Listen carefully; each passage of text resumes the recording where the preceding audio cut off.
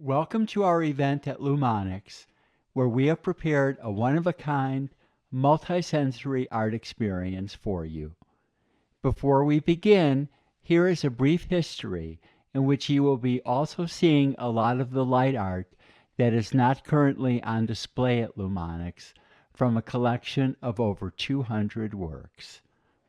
Lumonics is among the first and longest-running light art projects in the U.S., co-founded by the late visionaries Dorothy and Mel Tanner.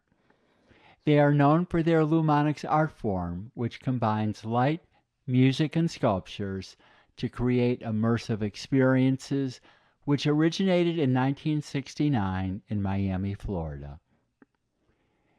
Mel Tanner and Dorothy Tanner were born in New York in the 1920s, 100 years ago. Like millions of others, they were deeply affected by the Great Depression and World War II. As a teenager, Mel served in combat in Europe.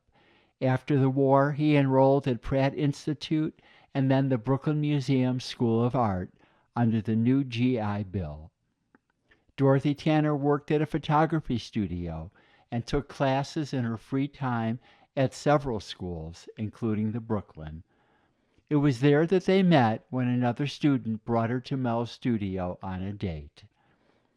It was a time of chaos in the art world because so many of the great European artists living in Nazi-controlled countries had to flee and were welcomed by the art schools in the U.S.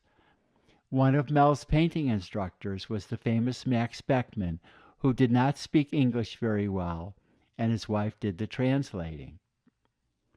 The Tanners married in 1951, 2 years after they met, and moved to Syracuse, New York, where they began an art school in which Dorothy taught sculpture and Mel taught painting.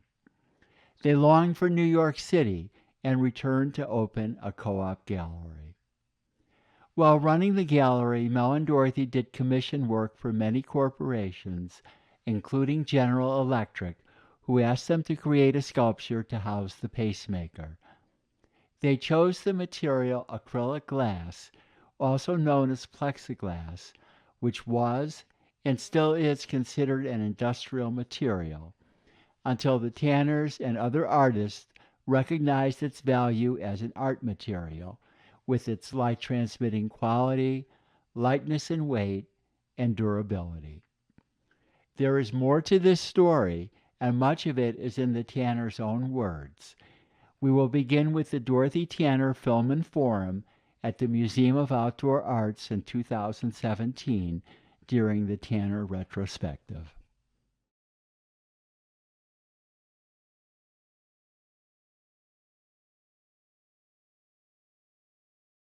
I'm Cynthia Madden-Leitner. I'm the founder and director of the Museum of Outdoor Arts.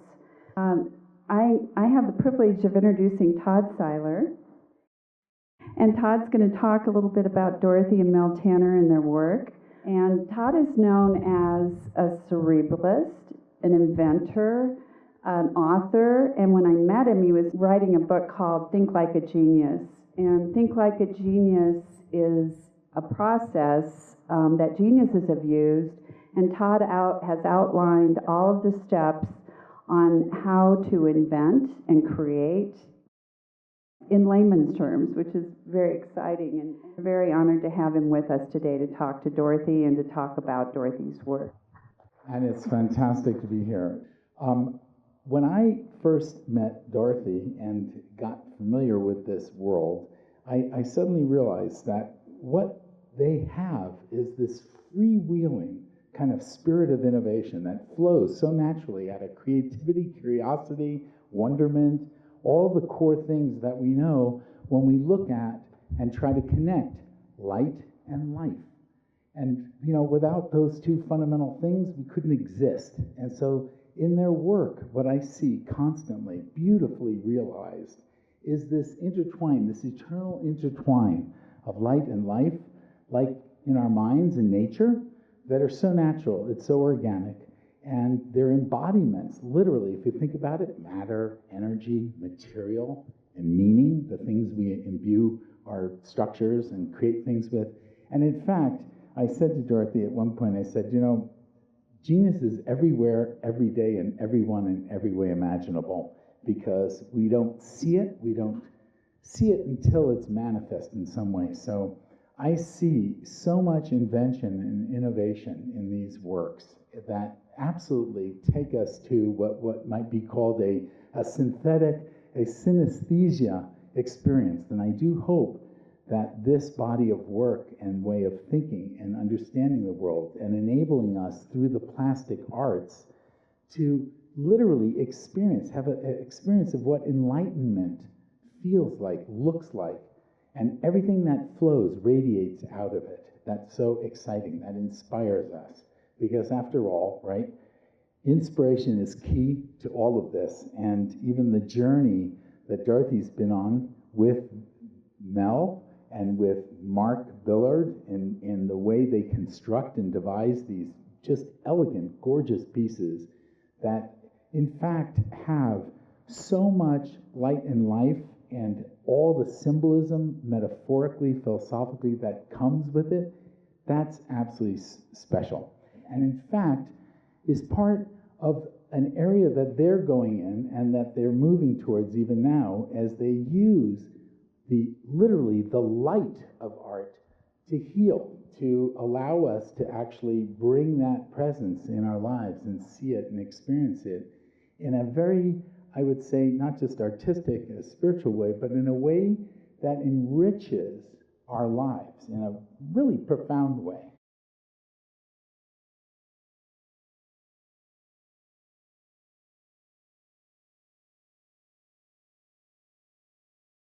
Lumonics came as a result, not entirely, of an experience that Mel had. Mel and I came down to the facility to check out the fountain or whatever, and then we were walking across a parking lot to go to a diner to have a bite. And Mel looked up, and a light bounced off the wing of an airplane, and Mel saw himself the other side of the parking lot. He also did not entirely recognize me. He did not tell me of what he had experienced because it was so profound. However, he was changed by that flash of light. And so Lumonics, which was at that time After Image Studio or whatever we called it,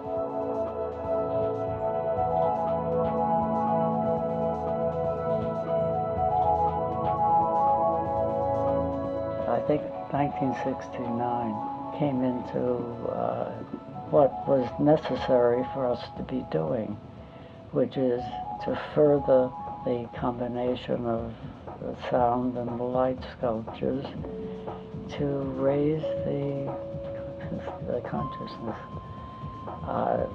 It's such a flat phrase by now, but that's the best I can do. Well, you know, Mel and I had changed in many ways. Certainly, the fact that our friends were 20 years younger than we. They were the energy that spawned the 60s and the whole breakout that the 60s brought with it.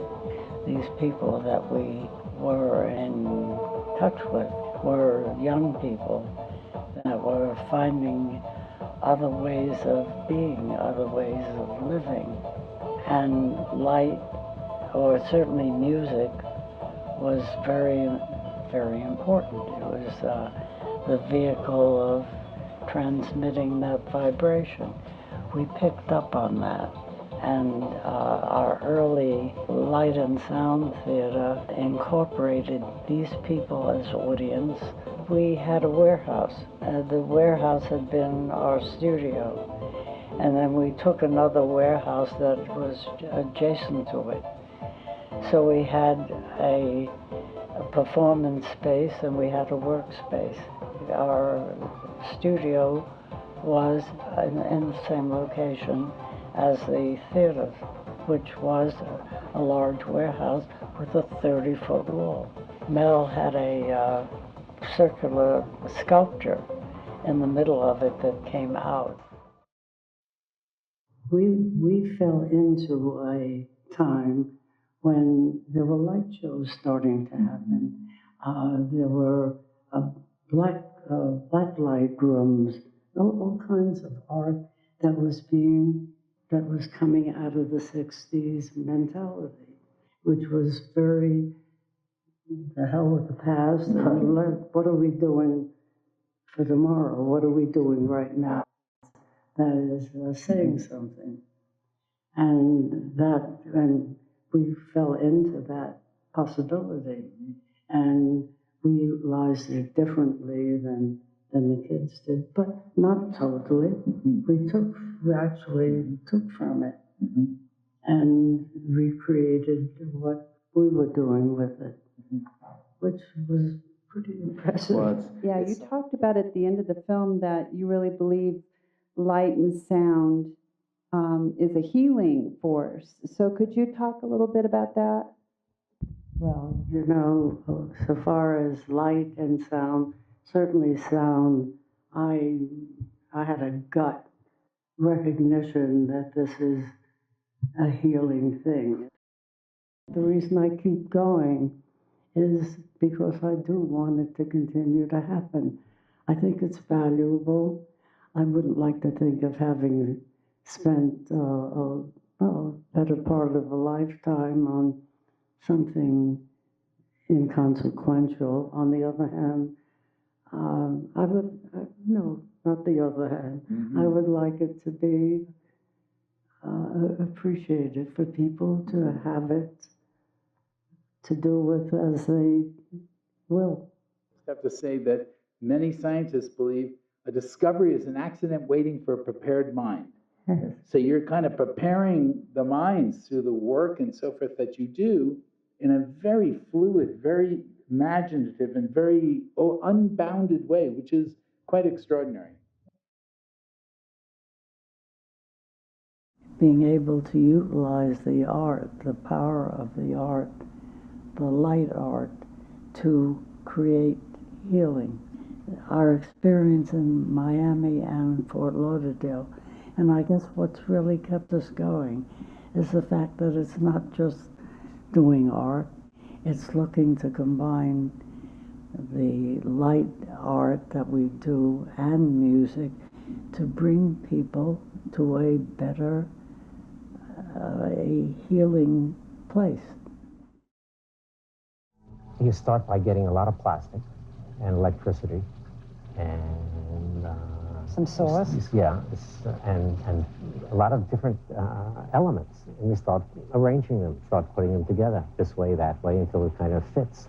And it fits your aesthetic sensibilities. And then it starts to gel. Try not to call it too much of anything. You know, it's like, here it is.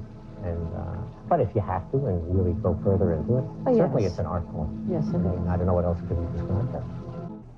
It is very much a statement, but it's not one that, I particularly want to verbalize or do I feel would be helped by verbalizing. It is what it is. You can take it from there. I've done this part. Do you feel like you do your part? Dorothy passed away in 2020 at the age of 97, 2 years after receiving the Denver Mayor's Award for Innovation in the Arts. After her passing, we studio members who have been part of the project since 1972 have been exploring new ways of bringing the light art to the public, including a virtual Lumonics production and introducing the Tanner's multimedia expression to a new audience and generation. This is the 5th installation of Lumonics that we have presented from the East Coast to the West. While each one has been unique, they have all had the vibe that is the essence of the multisensory expression. We present Lumonics immersed here in our performance space, which also consists of a light art school.